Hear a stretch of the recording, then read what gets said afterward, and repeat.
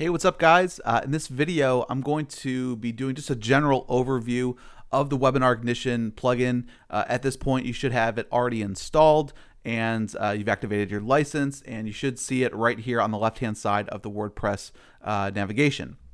Now, once you click on Webinar Ignition, you're going to see this dashboard. Okay, the dashboard is going to show you all of the different webinar campaigns that you're currently running. Okay, so right here you can see here's a test campaign, created it on October 5th. The webinar date is set for October 18th, and you can see how many people have registered. Okay, so you should be able to see that with all the different webinars that you create. Now, you also have these two different buttons here. You can click on the members area, which will take you into the members area where you can watch the training that you're in right now. You can get your license. You can get any downloads. Then there's also the support area. Okay, this is where you can go and submit a ticket. If you have any concerns or any questions, this will submit a ticket into our help desk. Okay. Now, when you are ready to create a webinar, all you need to do is just create a new webinar. And it's going to take you to this screen here. Now, this is going to ask you for just basic details. You also need to select between if you want a live webinar or an evergreen webinar. Okay, depending on what you select, it's going to give you different information here. Obviously, with a live webinar, you're going to want an event date and an event time, whereas with an evergreen webinar, it's just ongoing. It just runs ongoing. It's a recorded webinar that plays live. So you don't need to have a specific time, at least right there. Okay, we'll show you in a later video where you're going to designate when you want those automated webinars to run. For now, we're going to do a live webinar. I do want to mention we do have a clone feature. So if you've already created a webinar, if you run a live webinar over and over for different affiliates or whatever it may be, you can click on the clone feature, and it basically clones all of the settings that you had in a previous webinar. You may need to go in there and modify the time, or if it's a different time or date, but it will clone all of those settings for you. For now, what we're going to do is just run a live webinar, and I'm just going to give this a name, just demo testing, just for now. And also I'm going to put in a title. This is a webinar. This is just going to be kind of your headline, if you will. Whoops. And I'm going to put in my name there, and when you want the webinar to run. Now, keep this in mind, okay? There is a reference here of your local time zone and current time. Okay, right now I'm in -4 time zone, which is Eastern daylight time, because we're in daylight savings time, so we're -4.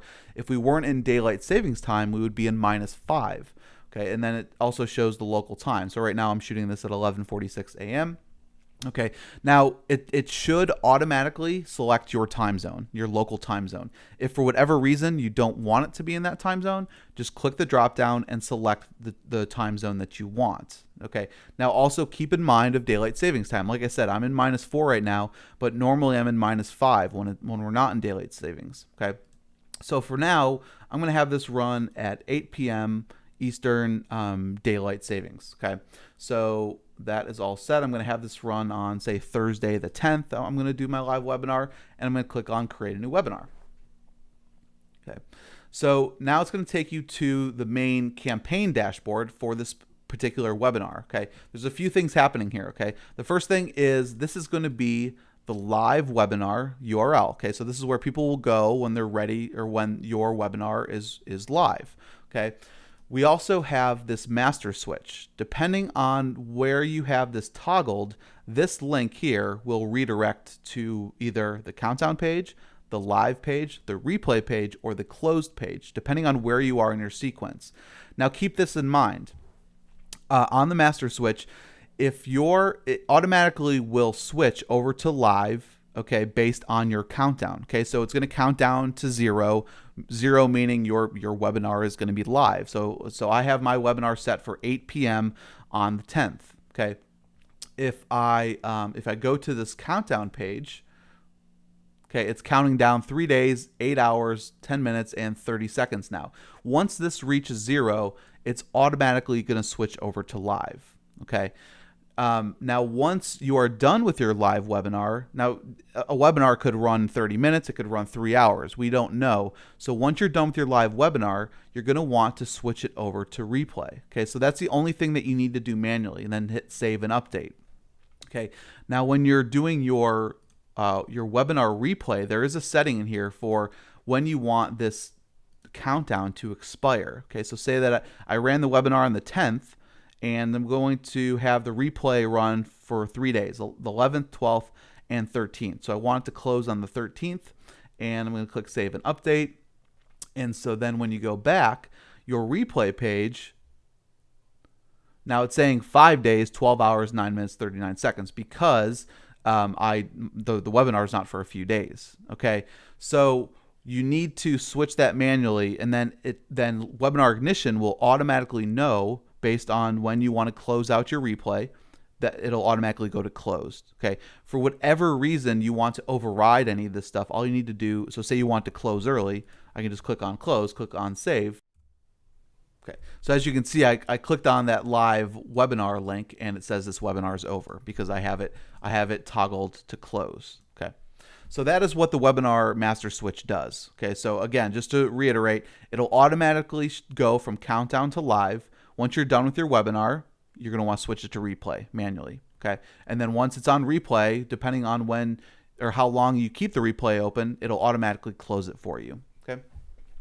Now, there's also some tracking as well, so it's going to tell you uniques and total visitors, okay, and to each of these pages, the registration page, after they've registered, the thank you page, the countdown page, the live webinar page, and the replay page, just so you can track how many people are coming to your website. Okay, it also has all that basic information that we pulled in from before. If you need to modify it, you can go in and update it right here. Okay. If you want, we have two different buttons here. You can reset your view stats. If for whatever reason you're doing some testing, you can click here and just reset the stats. And you can also delete the campaign right here as well. Okay. Now I'm going to be going through everything else. We're going to have videos for each of these different tabs, but we've put everything in order so it walks you through a sequence. Now we've tried to pull in as much information on each of these pages as possible. So if you want to create a really quick campaign, you can do so. But we also allow you to make it very customizable.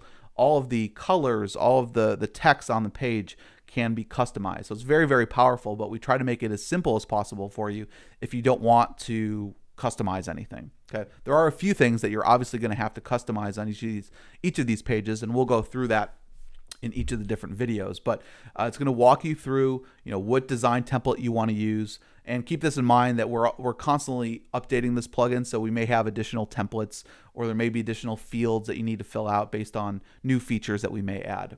Okay, so you'll choose your template. You'll have all of your registration page customizations, your thank you page, your live webinar, your webinar replay, all of your notifications. You can do email and text message notifications if you want to. And then there's some extra settings for people who are technical, and we'll go into each of those as well.